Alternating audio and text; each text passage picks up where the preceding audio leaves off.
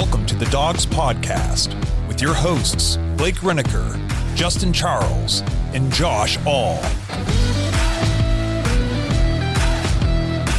What's up, Browns fans? Welcome back to another episode of the Dogs Podcast. Josh All alone with you guys on a Wednesday, midweek episode, kind of like I've been doing here the first few weeks of the season. And, we've had a few days now to process whatever that was that happened in Cleveland on Sunday against the Giants. And, we're going to talk a little bit more about it after we did our live show on Monday night, breaking down our reactions to it. Everybody in the chat was chiming in. That's awesome. We appreciate when you guys jump in the lives with us. That's so cool. And, we've gotten some feedback from people, and we've had a chance to kind of see the overall reactions from the entire fan base.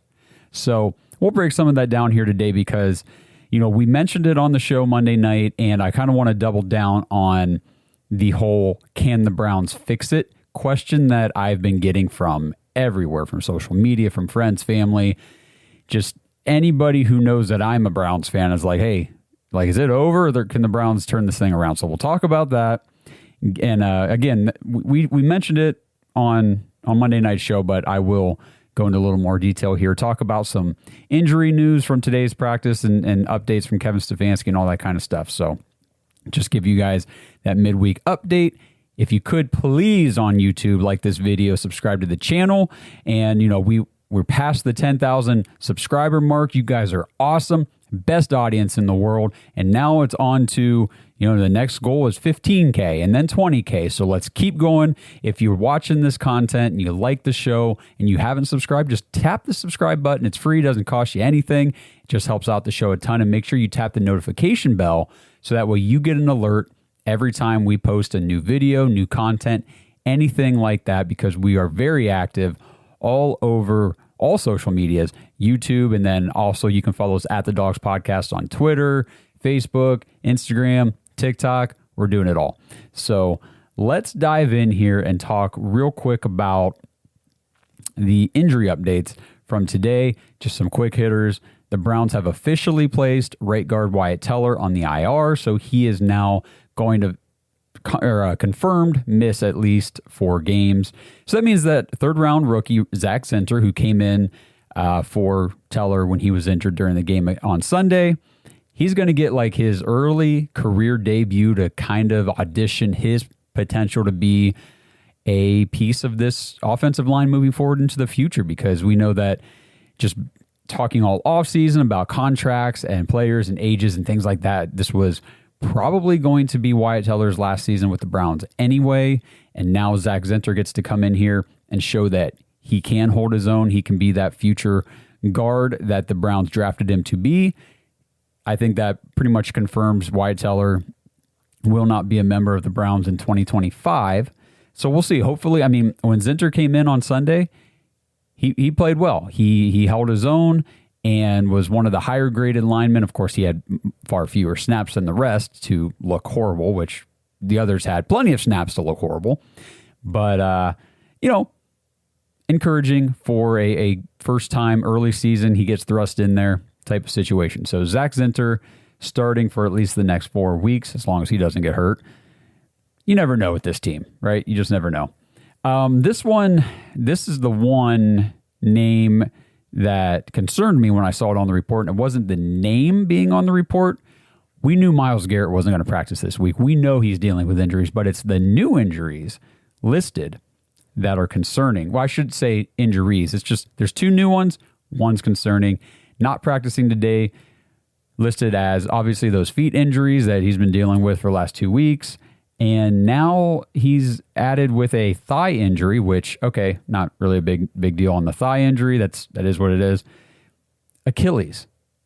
No idea what that is, but he is listed as out of practice with foot, thigh, and Achilles injuries. So the thigh and the Achilles are new. Like I said, the thigh is whatever, but the Achilles being listed there, that to me is concerning because, like I said, no word on what it is exactly or the severity or anything like that. So we have no details that I've seen. But anytime that a player is listed as having any sort of an Achilles injury, that's kind of a big red flag. So we'll keep our eyes on that one moving forward throughout the week.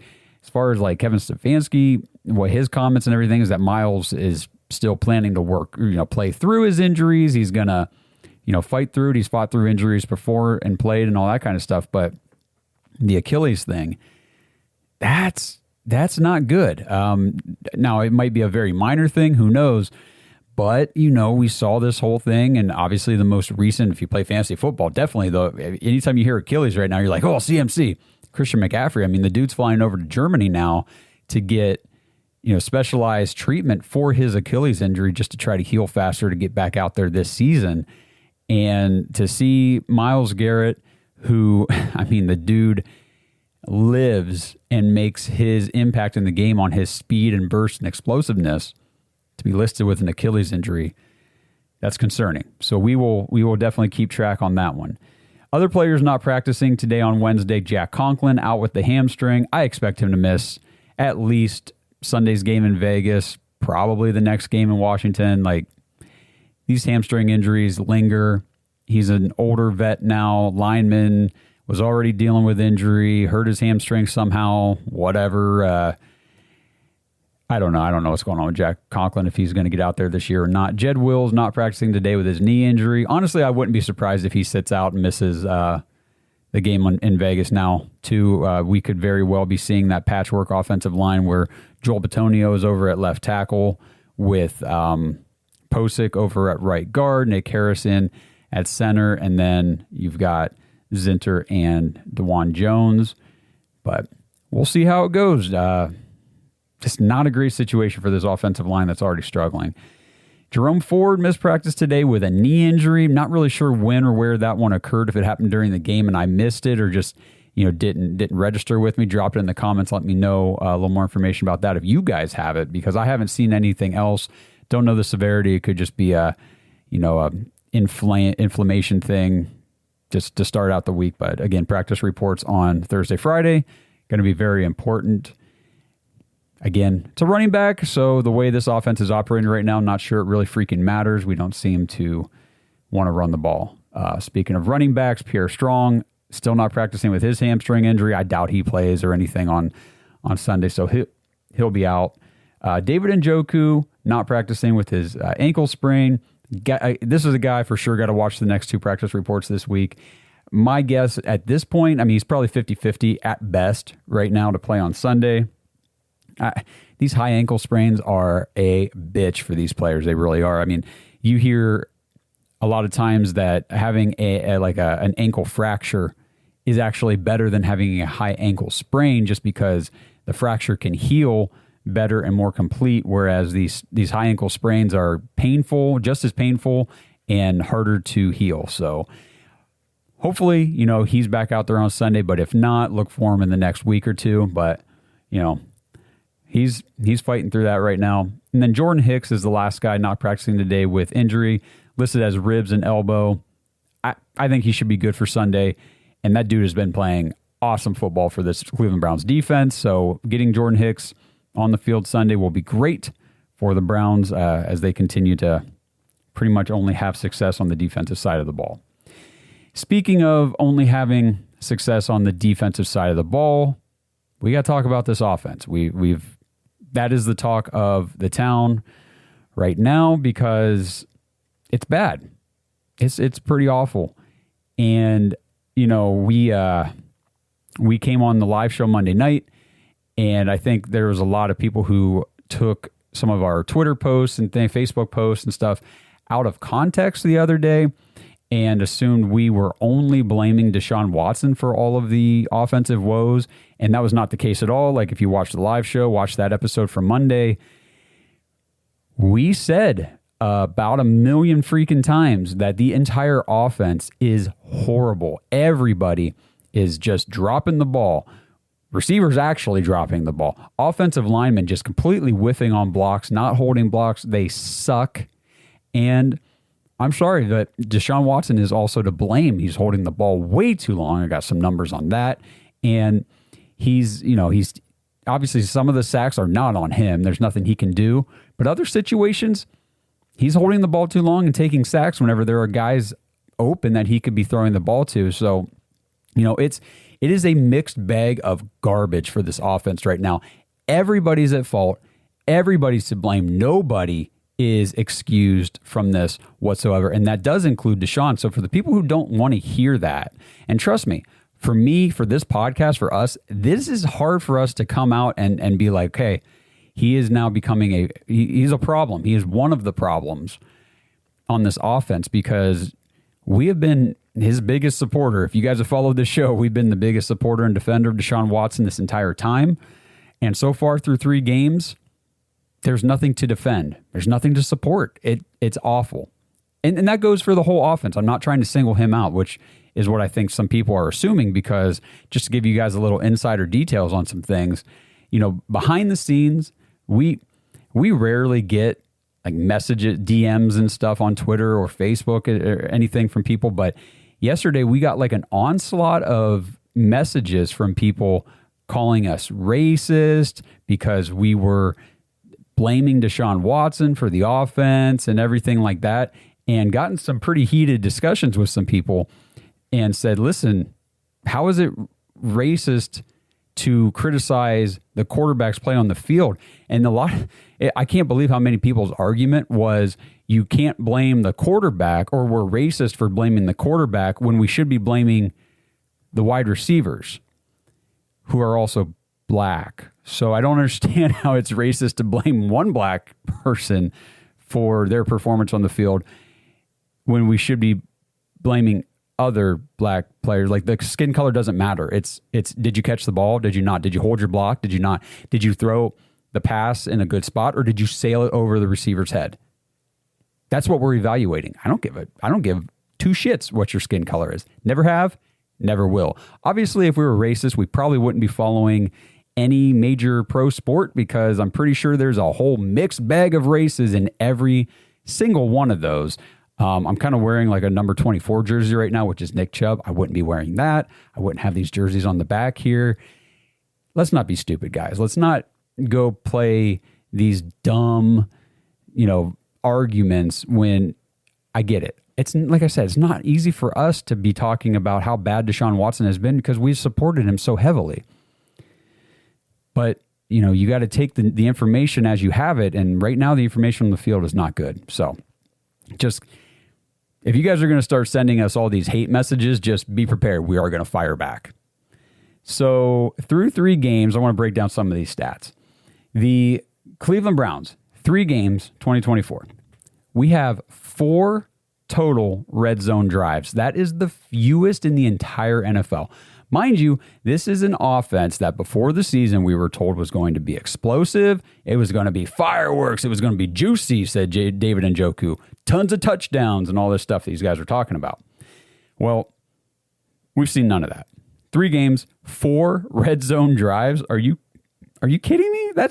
Think about all the teams in the league that aren't very good right now, and we're the worst. 248 total yards per game on average. That is the second fewest in the entire league, behind only the Patriots, who just put up very minimal against the Jets in week 3. 152.3 passing yards per game. That's the third fewest.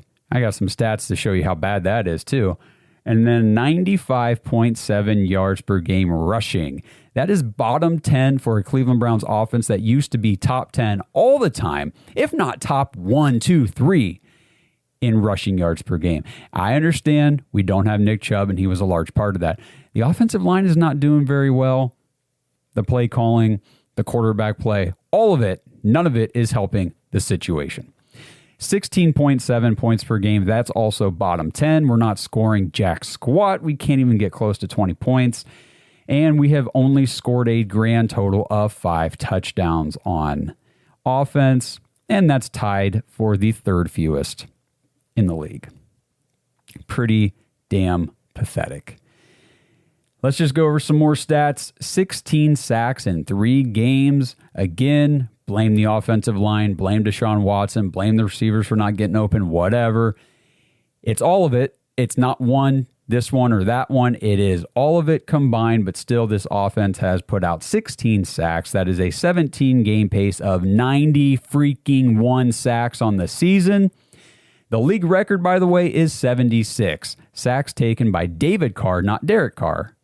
David Carr back in 2002, a long freaking time ago. Watson and the Browns offense are on pace to break that record by 15 sacks. To put it into more perspective, we're again on pace for 91. Deshaun averaged 43 sacks per season in Houston. Hard to talk about the sacks per average in Cleveland because he hasn't played a full season yet. But in Houston, it was 43. So we're talking like over double what he averaged in Houston. That's what the Browns offense is on pace for right now. Terrible. And here, why are we getting sacked so much? And this is to tie kind of all this passing stuff into context here, because I'm so disappointed. Like it's killing me to watch this offense because of everything we were told. We were gaslit all summer about how awesome this offense was going to be. We brought in all these offensive minds. We were going to spread it out, go wild, be passing the ball all over the yard. There ain't none of that happening. 141 dropbacks. So is this offense trying to pass the ball? Are we trying to be this high-flying, pass the ball a lot offense? Yes, we are. 141 dropbacks. That is the most in the NFL so far this season. So let's put A with B here. We have the most dropbacks in the NFL, and yet we have the fourth fewest passing yards from those dropbacks.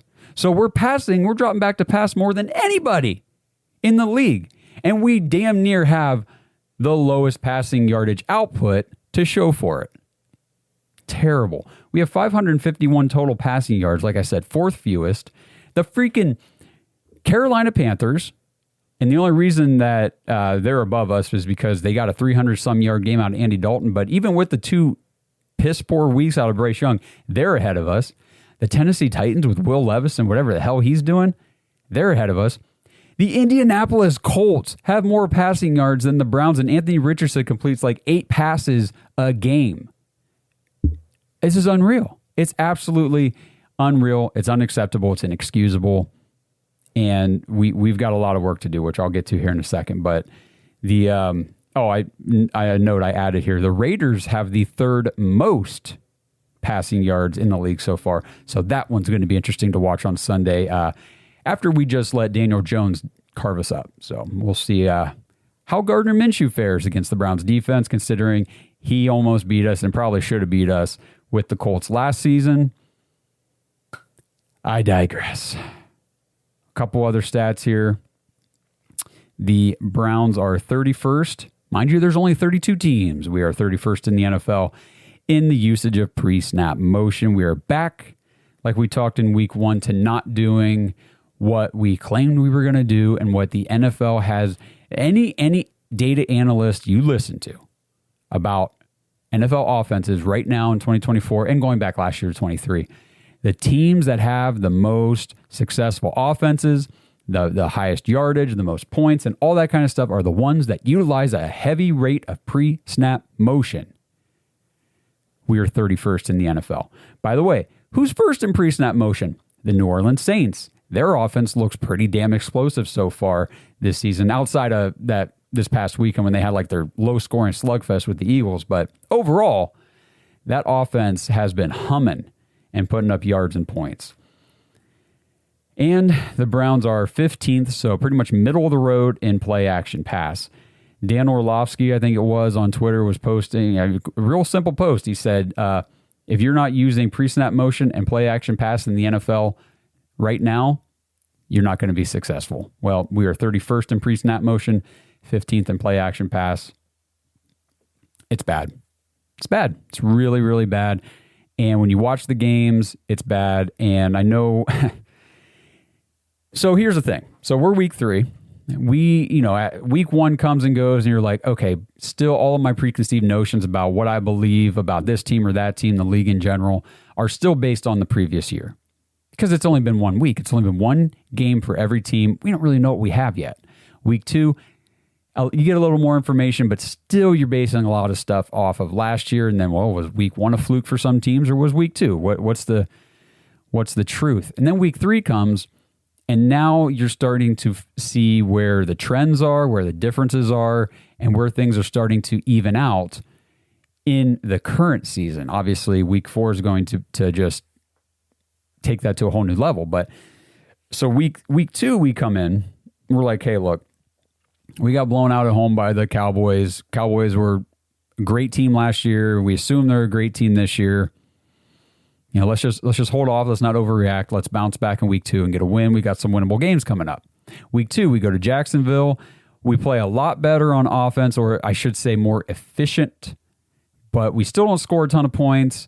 We still look pretty rocky, and we come out with a narrow victory over the Jaguars. And we're still going, well, you know, the Jaguars were almost a playoff team last year. Like, they're a good team. They're well coached and all this kind of stuff. Week 3 comes and goes, and now the story is completely flipped. Jaguars are a bottom NFL team. They're 0-8 in their last 8 games. Doug Peterson's on the hot seat. Trevor Lawrence looks like hot garbage. That's the one win we have so far is over that team. All of a sudden, the Jaguars win doesn't look very good. Doesn't look very good at all. And especially after you see what the Cowboys have done the last 2 weeks. They blew us out at home, and then they go back to their place and get the socks rocked off of themselves by the Saints, turn around and get absolutely steamrolled by Derrick Henry and the Ravens. Now, they were able to make a last-ditch effort in the fourth quarter to try to come back. But for 3.5 quarters of that game, they were getting absolutely manhandled by the winless Ravens. And it's like, wow, that's the team that came in here and blew us out. Okay. And then we got just completely controlled and handled by the New York Giants. Maybe they turn around and end up being a decent team this year, but I don't believe so. Either way, we're not a good team right now. And that's concerning because we're supposed to be. We spent all offseason doing all these things, making all these personnel moves, these coaching hires. We fired everybody except for the wide receivers coaches for some reason. And obviously that's one of the units that's struggling a lot. Never did understand that one. But here we are. It's not one of. Statistically, the Cleveland Browns have the worst offense in the entire NFL. In the entire NFL. I mean, I'm trying to let that all sink in here because this, not only are we below what was expected based on everything we were told all summer and everything like that, like this is just outright not okay. Like it's just not, this isn't even close to acceptable, understandable, anything like that. And to kind of get into the meat and potatoes here of what I want to reiterate from Monday, because this is not a new thought. We had this Monday, and actually Blake, Justin, myself, we got a group text, and on Sunday we were talking about this, which is why we brought it up Monday. But Ken Dorsey has to go. Ken Dorsey has got to go. Hey, Dog Pack. Football season is the best time of the year, and it's here to stay until the Super Bowl in February. So get more out of football season with Underdog Fantasy, and you can win 1,000 times your money just by choosing higher or lower on your favorite players' stats like touchdowns, passing yards, receptions, whatever you want. I've been playing Underdog Fantasy for years now. If you've watched any of our fantasy talk before the season, you know I have like over 12 best ball leagues on Underdog here for 2024, but you could play contests all season long. The Underdog app is awesome. It's easy to use, and it's one of my personal favorites. Making picks on Underdog is simple, and signing up is even easier. Just download the Underdog mobile app or go to UnderdogFantasy.com, sign up using our promo code DAWGS, DAWGS, and Underdog will give you a free pick to use on your first cash pick'em entry, plus up to $1,000 in bonus cash when you deposit. And you can also use our preferred fantasy sports link at signupexpert.com/dogs to access this great offer on Underdog and also see all the other offers available to you. That's Underdog Fantasy, promo code DAWGS, DAWGS to claim your new customer special of a free pick and your deposit offer. Must be 18 or older, 21 or older in Massachusetts and Arizona, 19 and over in Alabama and Nebraska, and present in a state where Underdog Fantasy operates. Terms apply. Void in Colorado. Concerned with your play, call 1-800-GAMBLER or visit www.ncpgambling.org. Arizona, 1-800-NEXT-STEP, 1-800-639-8783, or text NEXT STEP to 53342. New York, call the 24/7 HOPE line at 1-877-8-HOPE-NY or text HOPE-NY 467-369. This episode is brought to you by Manly Bands. Dog Pack. If you followed the show for a while, you know that I recently got married. I got my wedding band at Manly Bands. Now, I opted for something a little more simple, so I just got a plain, simple, gold, polished band from Manly Bands, but that's not everybody. And I'm telling you, they've got so many cool different designs and materials available. They've got bands made out of Jack Daniel's whiskey barrels, meteorites, even dinosaur bones. It's so cool. Just head to manlybands.com, check out the selection, see what they have. They've even got build your own bands if you want to make a custom style band for yourself. And right now, use promo code DAWGS, DAWGS, at manlybands.com when you check out, and you'll get 25% off your order. 25% is a big deal. So make sure, if you guys are looking for a new wedding band, Blake mentioned last week or two on the show that, he's lost a lot of weight in the last year. And so his wedding band is a little too big for him. So he's thinking about getting a new one. And I told him, I said, just go to Manly Bands, see what they got. And the 25% off your order is such a great deal. You really can't beat it. So at least go check it out, see what they have. They've got some really cool stuff. And again, promo code DAWGS, DAWGS, if you decide to buy one, and you'll get 25% off of that purchase. If you don't know your ring size, you can order a free ring size guide. They'll ship it straight to you. You can punch out the little rings and put them on your finger to see which size fits you best. And then every single band you order comes with a free silicone ring for whenever you want to work out or go swimming or whatever you need a silicone band for. You get one for free shipped with your purchase of a Manly Band from manlybands.com. So check it out. Again, manlybands.com. Use promo code DAWGS for 25% off your order. Hey, Browns fans, have you guys ever tried to explain football to a little kid? It's near impossible to make the game of football make sense. First downs and punts and field goals and scoring and all that kinds of stuff. Meet Future Fans, an innovative brand that helps little kids become big fans by embedding the rules of football into parallel games and activities. The way Future Fans teach the game of football is so unique and effective. As an example, they've created a beanbag toss game with 4 tries to teach how first downs work in football, and then later connect those games back to the sport itself through a storybook that you read with your kids. Seriously, go check out the reviews of this thing. They have a 4.9 on Amazon. Imagine having your kid asked to watch football on Sundays with you, or all the ups and downs with your favorite team, Browns. That's what dreams are made of, though, right there, and Future Fans exist to make them a reality. So if you want your kids to understand football, Future Fans is for you. It's only $49.99 when you go to futurefans.com, use the code DAWGS, and get 10% off. Unlock a lifetime of memories with the kids in your life starting now. So like I said in the beginning of the podcast, I do the Browns podcast here. A lot of people, my friends and family all know that, so I get extra questions every week about what I thought of the game or this player, that player, whatever. So the biggest question I've been getting asked by everybody, and a lot of people on social media as well, can this be fixed? Do you think that the Cleveland Browns can turn this around? Can the offense get fixed? And I think when people are asking that, I think the question that they really mean is, can the current offense that we've seen for the first 3 weeks get better? And the answer to that is no. The answer to that, as far as I'm concerned, my opinion, I could be totally wrong. But my answer to that is no, absolutely not. The current offense as it stands, the way it has been designed and built, and the players that we have will not get better this season. Nope. We are doomed with what we have right now. So the question that people should be asking, and what maybe some people mean or whatever, is what can the Browns do to fix the offensive situation? The only way to fix the offensive situation, because like I said, going with the current philosophy, the current scheme, the current design, the current OC, it's not going to work. It is not going to work, in my opinion. There's no way.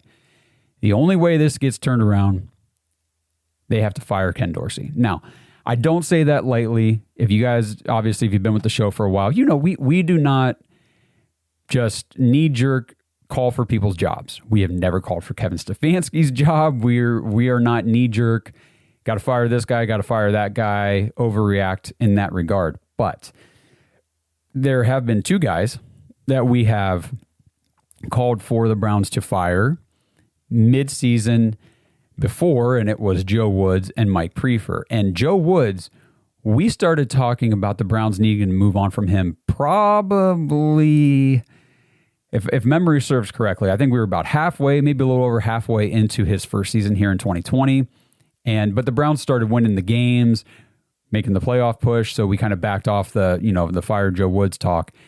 We turned around, I think we were probably 3 games into 2021. I think it was after the Jets game when Joe Flacco for the Jets came and the Browns had a 3-score lead with less than 2 minutes to go. Jets had no timeouts and they won the game. We said, fire Joe Woods. You have got to fire Joe Woods. He's not it. We can't play defense under him. We got to get rid of him now. Didn't happen. That season was a big struggle bus, and it was Kevin's worst season here. And then turn around in 2022. Going into 22, we were like, got to get rid of Woods, and they wouldn't do it. They stuck with him. So when I say fire Ken Dorsey 3 games into the season, I'm not kidding. We need to get rid of him. And this is nothing personal against Ken Dorsey. It's just this whole plan of design, this spread out, heavy pass offense around Deshaun Watson is 100% flawed, will not work, cannot work, and we got to get rid of him so that way Kevin Stefanski is completely free to retake over this offense, re-implement his offense.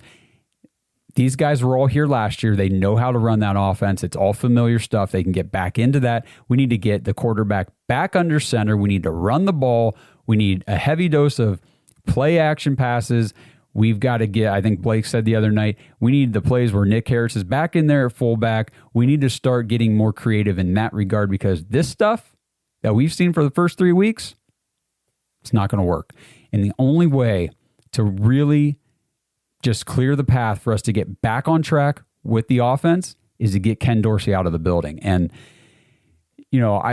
we can talk about stats, from Buffalo when he was there after he left this year, last year, whatever, but maybe we'll do that, on an upcoming episode because I'm sitting here saying Browns have to fire Ken Dorsey, but I'm going to tell you right now, they won't. Or at least they won't until it's probably too late. Unfortunately, is the way I feel about it because we as fans, we saw immediately Joe Woods was a problem. Joe Woods was a major issue for the Browns defense, and he was killing us. The defense was losing us so many games. But Kevin Stefanski didn't fire him. Andrew Berry didn't fire him. They kept him. They wrote it out. They stuck it out to the end. Whatever the results, may turn out to be. And then they fired him after finally 3 years of pretty mediocre to really bad defensive performances. So I don't have a whole lot of faith that the Browns are going to remove Ken Dorsey from the equation anytime soon. I mean, honestly, I feel like I probably would be surprised if they fired him midseason just because it's just not something they've ever done. This regime has never let a coach go, no matter how deserving they were to be let go. They've never done it mid-season. Now, if this offense continues, which I believe it will, looking like total dog shit for the next 2, 3, 4 games, they may have no choice. They may say, look, we have to get rid of this guy. But yeah, I just wish they would do it now. I wish they would do it now. And I'm coming at this from a very logical standpoint. I'm not knee-jerk, emotionally reacting, saying, get rid of Dorsey. No, it is the fact that this is just not working. And we talked about it. We do not have the offensive line to execute this offense. We do not have the wide receivers or the playmakers to execute this offense. We have no playmakers on offense. Amari Cooper is a great wide receiver. He is not an explosive playmaking wide receiver. Jerry Jeudy has a lot of speed, great route running. He is not an explosive playmaking player. Okay? I mean, probably our best playmaker was David Njoku, and he's been out, and he's going to continue probably to be out for a little while. We've got, our running backs are not built for this type of, we cannot keep handing the ball off to Jerome Ford in the backfield. I've we can't do it. We cannot do it. Jerome Ford, and really honestly, Jerome Ford, get him out of that featured back role. What the hell are you guys doing? I just don't understand how we can see this as fans, clear as day.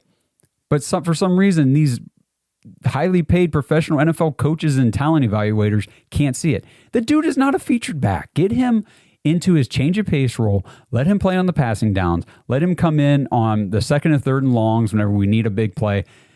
The early down work has got to be D'Onta Foreman. Has to be. It's got to be. And we have to be lined up under center to get him a full head of steam running toward that offensive line, because that is the only way we're going to get 3, 4, could we potentially get 5 yards a carry on first down?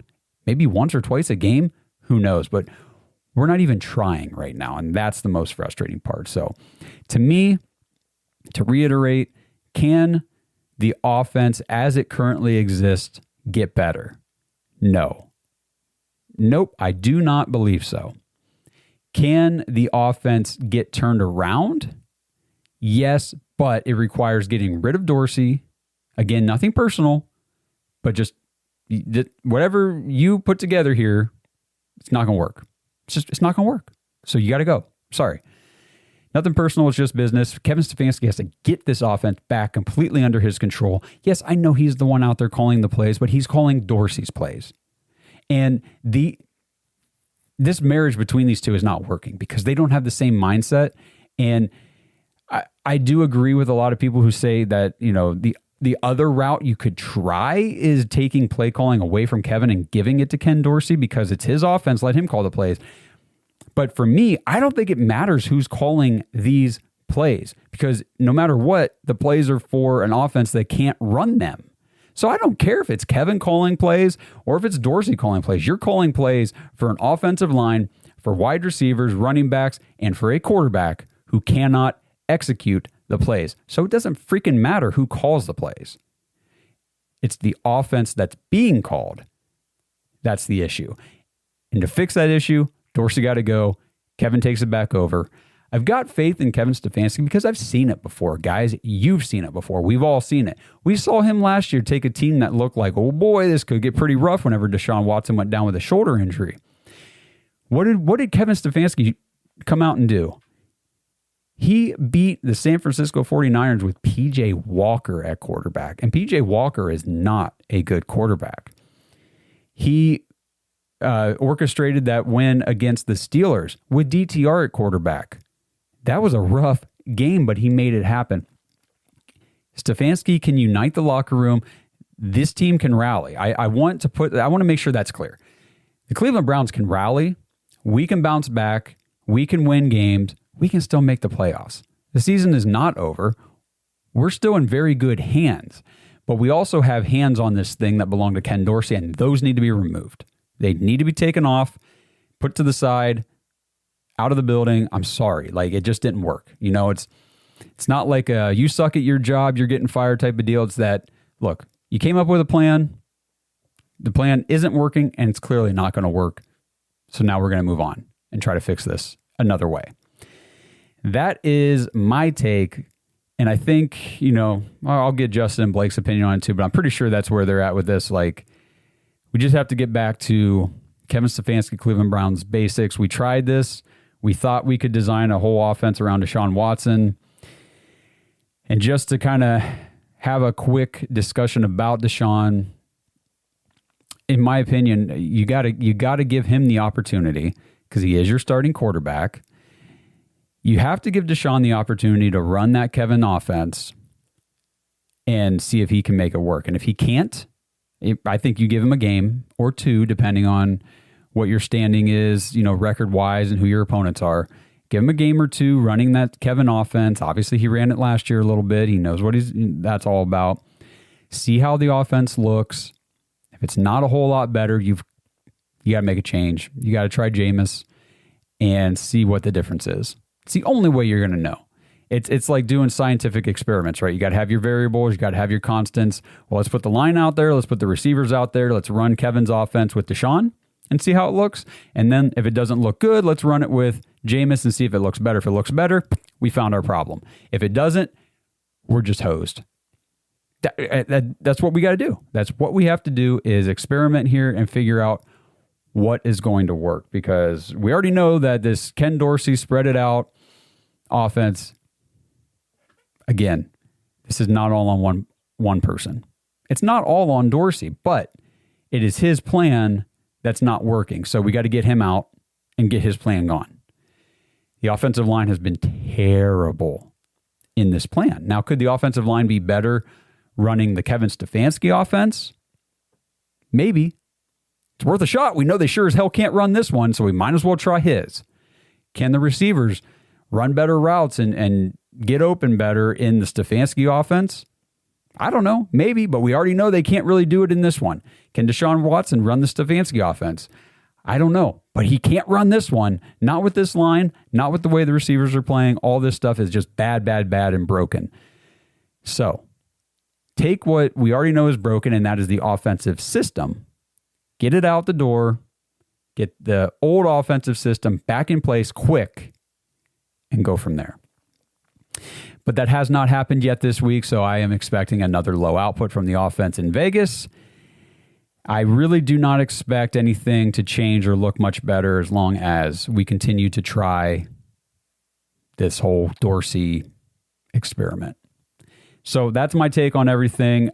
Drop it in the comments. Let me know what you guys think. Is there another angle to this offensive situation that I'm not seeing, that we as a podcast are not seeing, that maybe you see and you want to float it out there? Because we'll be happy to share it with everybody on the show if it makes a lot of sense. Again, to reiterate, this is not a one-person problem. This is not Deshaun's fault. This is not the O-line's fault. This is not the receiver's fault. It's not Dorsey or Stefanski's fault or Barry's fault. Everybody's got a hand in the blame for this situation right now. So there's a pathway forward to fix it that I believe. Let me know what you guys think. I love hearing from you guys and supporting the show and everything. Again, I didn't say this at the top of the show, but we're going to be doing our Dog Pack Discord episode to preview the Raiders game tomorrow night at 9:00 on our private Discord. If you guys want to jump in there and be part of those episodes and just be part of that community, join thedogs.com, become an official Dog Pack member on the Patreon page. That syncs up with the private Discord. You get access to everything that's over there. This is an awesome community of diehard Browns fans that are of the like mind, but we have good debate in there about things. Like there's no name calling. It's not, if you're sick and tired of the toxicity that is Twitter, get into jointhedogs.com.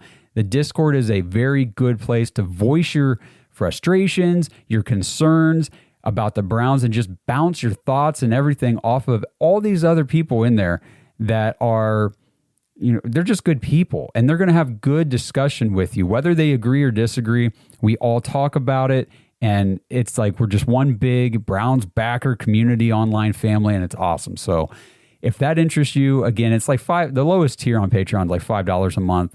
It's not a whole lot, and you can cancel anytime. So if you get in there for a month and you're like, this isn't really for me, or I don't really use this that much, or whatever the case may be, you don't have to stay. You can cancel. It's no big deal. But if you've got any interest at all, if it sounds like something that could be for you, it is totally worth checking out. So again, that is jointhedogs.com. Become an official Dog Pack member. Get into the Discord today, tomorrow, during the day. That way you can be part of the Discord live show tomorrow night at 9 p.m. previewing the Raiders game.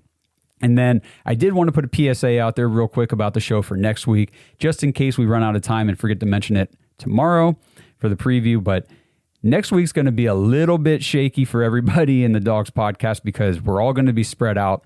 Blake is going out with former host John Nye and Kenny Mack to Vegas for the game, and they're not coming back until like Wednesday, I think. So Blake is iffy for the Monday night reaction show from the game, depending on internet connectivity and what's going on in Vegas, the time change, all that different time difference, all that stuff. I'm going to be on a family vacation next week, so I'm going to be trying to run the reaction show from a condo on the beach Monday night. We're probably not going to go live just unless the internet Wi-Fi access there is good. If it's strong enough, me and Justin at the very least, Justin should be available.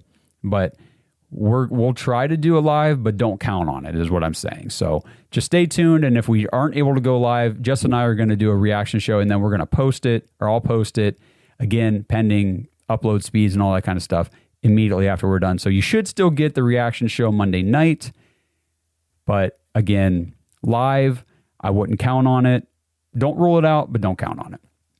And then same goes for preview show next week for the Commanders game. We're going to try to do it, from our different positions around the country and everything. But again, if we're a little slow next week, if we're not posting as much, or we're not as, active on the social media platforms and with the videos and stuff, there will be no midweek Wednesday update next week. I won't be able to do it. That's why. But then coming back after the Commanders game, we'll be back in full force. And we have some other cool things coming up throughout the season as well. And we'll tell you about those once they get closer. So stay tuned, stay engaged, don't give up. The Browns can very much turn this thing around. We can still have a great season, a winning season, a playoff season. But shit has got to change, and it's got to change fast. So we'll see. Maybe I can be proven wrong. Maybe this Ken Dorsey offense and all these pieces that look completely inept to execute it will actually be able to do it on Sunday. I've got my doubts, but I would love to be proven wrong. We'll see how it goes. But we'll be with you guys through it all. Again, jointhedogs.com. Get in for the Discord show tomorrow night.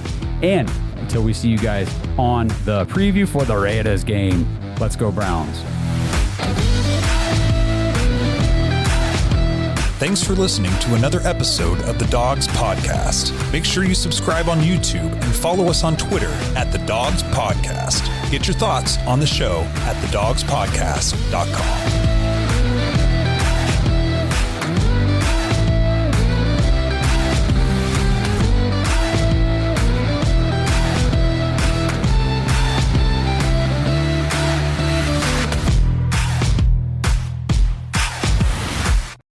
This episode is brought to you by Danger Coffee. Browns fans, we talk about how Danger Coffee is made free from mold toxins that are in 45% of the world's coffee, but that's not all that Danger Coffee has to offer. Mineral and nutrient deficiencies are a big deal. They make you feel sick, tired, stressed, and they can give you brain fog. These deficiencies negatively affect your immune system, your digestion, sleep, metabolism. Have you ever wondered why you get an initial burst from your coffee, but then you get that little crash not long after? Danger Coffee's patent-pending process remineralizes your body with more than 50 trace minerals and electrolytes, leaving you more energized, engaged, powerful. These micronutrients enter the cells to boost performance. They bind to toxins to provide detoxification support. I know that sounds like a lot, but the bottom line, guys, is minerals matter, and most of us really don't get enough of them on a daily basis. Danger Coffee delivers micronutrients, plus it gives you access to the minerals you already have.